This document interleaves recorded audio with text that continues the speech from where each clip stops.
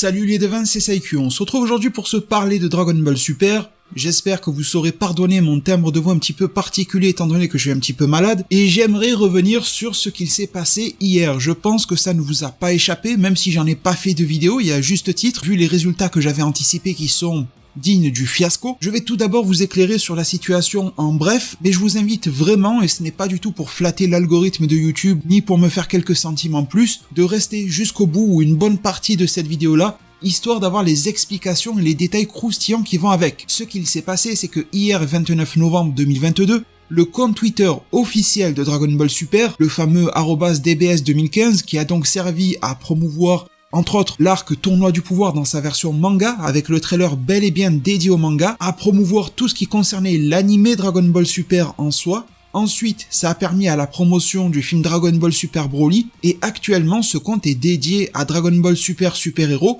mais c'est un compte qui, vous l'avez remarqué, est un petit peu multitâche et évolue au fil de l'actualité de Dragon Ball. Ce compte-là nous a fait ce tweet qui était du teasing, qui nous disait que la renaissance du ruban rouge était en approche et d'attendre le lendemain à 10h du matin heure japonaise, ce qui donnait en France métropolitaine 2h du matin ce 30 novembre, pour que une sorte d'annonce ou de révélation, quelque chose d'assez mystérieux nous soit révélé. Alors de mon côté, je vous l'avais partagé dans l'onglet communauté de cette même chaîne YouTube, sur ma page Twitter. Je crois, et je vous en demande pardon, que j'avais oublié de le faire sur ma page Facebook, mais avec tellement de choses à faire sur le feu, j'avais oublié. En tout cas, j'avais fait du mieux pour vous en prévenir sans faire de vidéo, parce que même si cet événement avait attisé ma curiosité, vous en doutez, je commençais à pressentir avant même que sa cuisson n'ait commencé une sorte de petit fumet qui m'est désagréable. Et avant de vous expliquer ce qu'il s'est passé au milieu, entre ce teasing et sa révélation, je vais vous dire directement quelle en a été sa révélation. Eh bien, une sorte de petite vidéo accompagnée d'un tweet avec une partie du casting du film Dragon Ball Super Super Héros, donc Piccolo et certains du ruban rouge, qui est en fait une vidéo d'annonce pour un autre jour. Ils nous ont teasé une sorte d'autre teasing pour un autre jour, à savoir que ce 7 décembre, le jour de la sortie Blu-ray et DVD au Japon du film Dragon Ball Super Super Héros, se tiendra une sorte de show de vidéo spéciale avec la réunion d'au moins une partie du cast du film. Ce sera quelque chose donc d'assez tourné vers la célébration et également aussi bien sûr vers le marketing pour pousser les gens vers l'achat. Donc au final le soufflet est retombé sur lui-même. Mais première chose sur laquelle j'attire votre regard, non pas pour vous emplir de hype ou je ne sais quoi, mais simplement pour titiller notre curiosité, de vous dire que ce 7 décembre, c'est la sortie du Blu-ray. À l'époque, dans le collector du film Broly DBS, on avait des informations assez croustillantes à l'intérieur sur la préparation d'un nouveau film qui serait totalement différent de Broly, ce qui a donné naissance à Super Héros. Donc il faudra également surveiller du côté des interviews ou autres qui pourraient se glisser dans le collector du film, pourquoi pas, mais aussi cette émission pourrait être intéressante. Rien n'indique, mais rien ne contre-indique non plus le fait qu'à la fin, pourquoi pas, de cette émission, lorsque la promotion du film a été bien réalisée, que Toei Animation souhaite marquer en quelque sorte la fin de cette étape et nous apporter une forme d'ouverture vers la nouvelle. Que cela soit la fameuse web-série qui est en leak et en rumeur, que cela soit autre chose, mais c'est encore une fois une sorte de report d'espoir, et à chaque fois où certains disent c'est bon, c'est le jour, il ne se passe rien. Donc voilà, comme d'habitude, en détente, on regardera ce qu'il se passe le 7 décembre, je vous en tiendrai informé, bien évidemment du mieux qui m'est possible ici, n'hésitez pas du coup à mettre la fameuse petite cloche des notifications qui va bien. Et avant d'en arriver à ce qui a été un petit peu drôle pour ceux qui auront suivi l'affaire un petit peu sur les réseaux, parce que je sais que beaucoup sont restés réveillés exprès, certains malgré le fait qu'ils devaient aller au taf ou à l'école, etc. Et ils ont été vraiment frustrés, se sont sentis lésés, et je peux les comprendre parce que la situation, le contexte était assez spécial. Déjà, il faut dire que même si ce compte Twitter actuellement dédié au film Super Héros, rien ne l'empêchait ici de préparer sa migration vers un nouveau projet, donc ça pouvait donner un petit peu d'espoir. Secondo, la formulation du tweet. Déjà, il faut savoir que ce compte Twitter ne tease quasiment jamais rien. La plupart du temps, que ça soit une grosse annonce ou un petit truc insignifiant, c'est fait de manière assez claire. Lorsqu'il nous avait teasé avec ces formulations précises en japonais dans le passé, c'était soit parce qu'il y avait un nouveau visuel clé à nous montrer, voire un teaser trailer format vidéo. Et encore pas toujours, sur le film Super Héros, ils envoyaient les trailers directement. Donc vraiment, ça donnait un caractère spécial en matière de formulation. Mais en soi, au final, les ayants droit n'ont rien fait de particulier, si ce n'est qu'on a l'impression qu'ils s'endorment sur la licence, et je serai d'accord avec chacun d'entre vous sur ça. Mais en soi, il n'y a pas de tromperie particulière de leur part. Si certains d'entre nous se sentent lésés, c'est parce qu'il y a tout un enrobage d'une certaine partie de la communauté, francophone et principalement anglophone, qui vient apporter un second niveau de lecture, qui vient nourrir la hype de chacun, mais qui est en fait complètement pipoté et qui vend du rêve. Alors rêver c'est bien, hein, rêver c'est beau, mais lorsque le rêve ne se concrétise pas, On est frustré et lorsqu'il vire au cauchemar, ça peut même en traumatiser certains. Alors déjà, premier appel de ma part, faut savoir rester toute proportion gardée. Même si Dragon Ball est votre passion numéro 1 comme moi et que cela vous a accompagné dans de nombreuses étapes de votre vie, que ça a même été parfois un support pour vous, une sorte de soutien ou que cela soit pour vous juste un passe-temps, peu importe, dans tous les cas, ça ne reste qu'un sujet passion. C'est une œuvre et une fiction. Aussi amoureux que l'on soit de la licence, faut vraiment garder ça ancré. Ça permet d'avoir une certaine forme de détachement par rapport à tous ces effets d'annonce et d'arrêter de se faire monter la tension à 25 à chaque fois qu'il y a un tweet. Faut savoir rester dans la mesure et relativiser. Vous aurez des youtubeurs au travers le monde qui ont fait des vidéos qui mettaient une hype de fou sur cet effet de teasing d'hier, tandis que vous en aurez d'autres qui ne l'ont même pas traité en vidéo et qui auront fait peut-être juste un tweet ou autre, chose que je trouve nettement plus sage. Mais aussi, nous avons toute cette fameuse bande de leakers que vous suivez sûrement à peu près tous sur internet. Pour les plus curieux d'entre vous, j'en ai discuté il y a pas longtemps dans un live qui s'appelait L'avenir de Dragon Ball Super Discussion, on ne peut pas faire plus clair. Je vous mettrai le lien de sa rediffusion.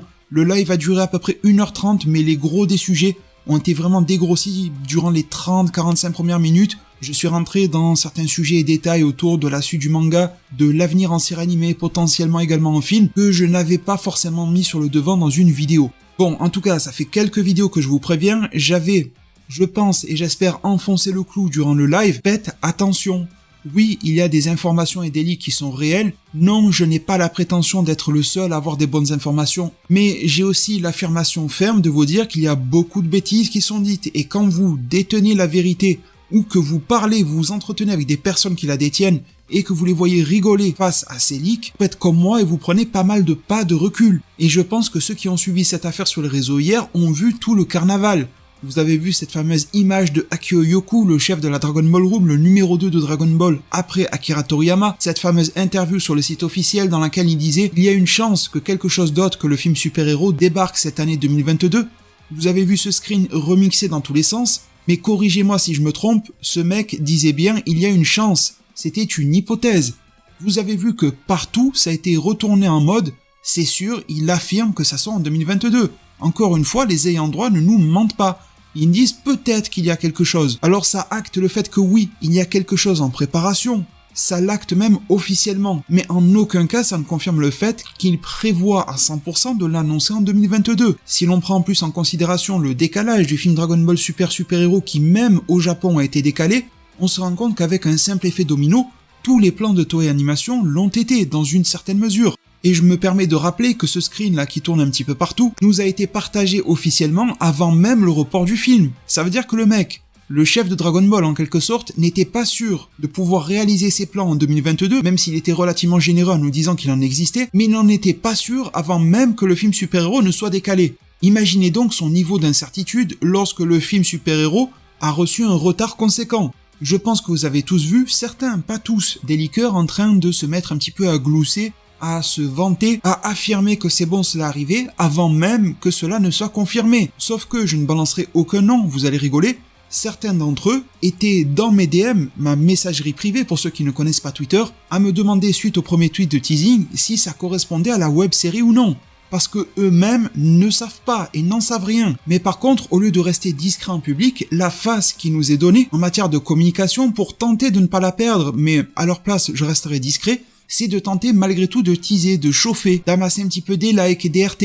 Et dans ces cas-là, je ne trouve pas cela judicieux, surtout que la plupart ont des antécédents de 2019 et auraient dû en apprendre tel que j'ai essayé de le faire depuis cette situation-là, pour agir avec plus de parcimonie. Vous avez dû voir certains autres qui commençaient à nous sortir des pourcentages, oui mais moi j'en suis sûr à 70%, l'autre à 85%, l'autre à 62%. Ça commence à parier son compte Twitter si jamais l'annonce n'a pas lieu d'ici le 15 décembre, mais allez savoir, peut-être parle-t-il du 15 décembre de l'année 2046. Et j'aimerais également revenir sur un point parce que je sais que, bon, déjà la plupart ne seront pas restés jusqu'au bout de cette vidéo, mais tant pis, j'ai envie de dire, c'est leur choix. Je sais que, au vu de la durée du live, plusieurs d'entre vous ne seront pas allés dessus, et je ne vous en veux absolument pas, c'est comme ça, c'est la vie, ça fait partie de YouTube. Mais à ce sujet de l'annonce, je vais vous redire brièvement ce que j'ai dit dans le live, c'est le sujet à propos duquel moi-même je suis le moins bien renseigné. Et étant donné que je suis pas là pour vous faire miroiter du vent, je ne peux que vous dire la vérité. Il y a des sujets à propos desquels j'ai la réponse et que je vous ai déjà partagé, notamment concernant l'aspect visuel de cette série, déjà traité cela dans une vidéo qui commence à dater un petit peu.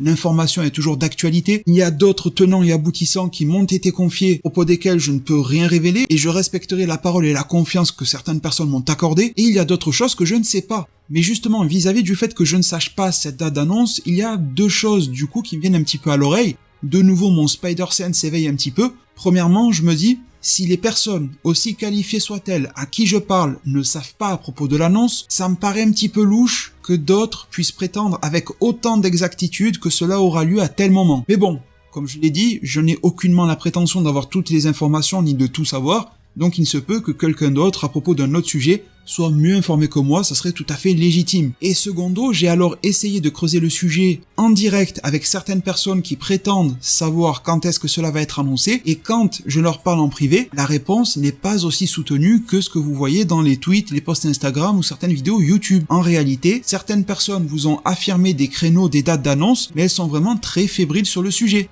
Ça relève plutôt de l'ordre du j'ai entendu que, on m'a dit que, c'est un gars plutôt sûr qui m'a mis bien dans le passé alors je le crois aujourd'hui, mais c'est pas vraiment l'information qui est vue, confirmée, double, triple, quadruple, quintuple sourcée telle qu'elle devrait l'être pour pouvoir être affirmée ainsi. Et ça me dérange beaucoup. Alors je ne dis pas que certains leakers auront tort, peut-être auront-ils juste, peut-être auront-ils juste sans faire exprès en glissant sur une peau de banane comme s'ils jouaient à Mario Kart, j'en sais rien. Et je leur souhaite vraiment d'avoir raison parce que je me languis que ce nouveau projet soit annoncé pour enfin parler de nouvelles choses, de nouveaux détails et arrêter de stagner un petit peu dans cette zone d'ombre.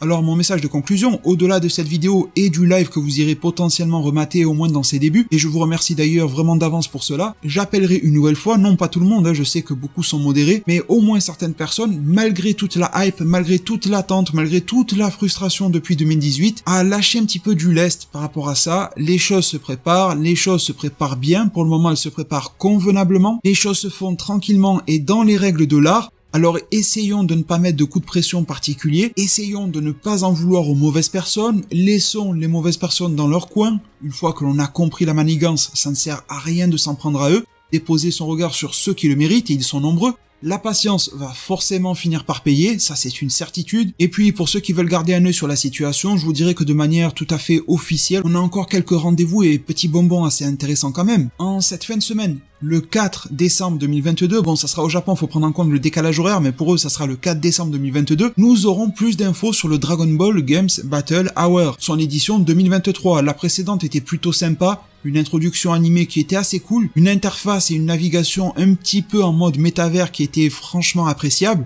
Au niveau des annonces, c'était pas la folie, mais ça peut être un événement sympa vers lequel tourner son regard. Dragon Ball Fighters, Dragon Ball Legends, probablement que ça va parler de Dokkan, de Kakarot avec son Season Pass numéro 2, en espérant que ce type d'événement puisse donner un peu de lumière à des nouveaux projets autour de Xenoverse qui ne soient pas des DLC, ça serait assez cool. En tout cas, ce 4 décembre, ce n'est pas le Dragon Ball Games Battle Hour, ce sont des informations par rapport à cet événement. En ce moment, je sais pas ce qu'ils ont sur Dragon Ball, ils aiment bien faire des annonces d'annonces. Bon, l'annonce d'annonce arrivera ce 4 décembre et on verra ce qu'ils vont annoncer par rapport à l'annonce. À partir du 15 décembre, et je précise que ce n'est absolument pas du tout sponsorisé, la plateforme légale en France de streaming ADN, Anime Digital Network, va intégrer Dragon Ball progressivement. De mémoire, Dragon Ball Super, c'est pour début 2023, Dragon Ball Z, je crois que c'est mi-2023, on va commencer par Dragon Ball Kai et DBGT de mémoire, ça sera de la VF et la VO va arriver progressivement, je crois sur le cours 2023 également.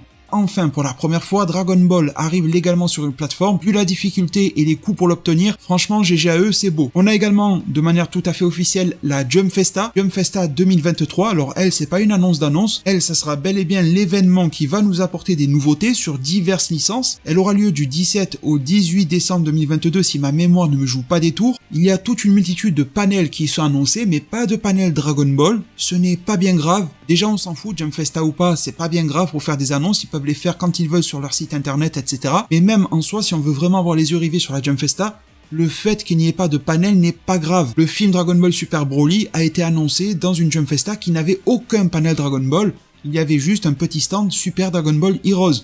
Ce stand sera là cette année également, avec d'autres stands un petit peu plus secondaires, des mini-jeux, des présentations de jeux mobiles, etc. comme ils le font, mais pas de vrais gros panels Dragon Ball à proprement parler. Et franchement, ces dernières années, même si la rencontre avec les comédiens de doublage est cool, bien sûr, on ne peut pas dire qu'en matière d'information et de nouveautés, ça aurait été réellement prolifique. On se rappellera de la présence de Masako Nozawa sur scène. D'ailleurs, la pauvre avait été surexploitée pendant 48 heures. Qui nous disait que l'avenir de Dragon Ball Super, ça serait le pouvoir de la femme ou quelque chose comme ça.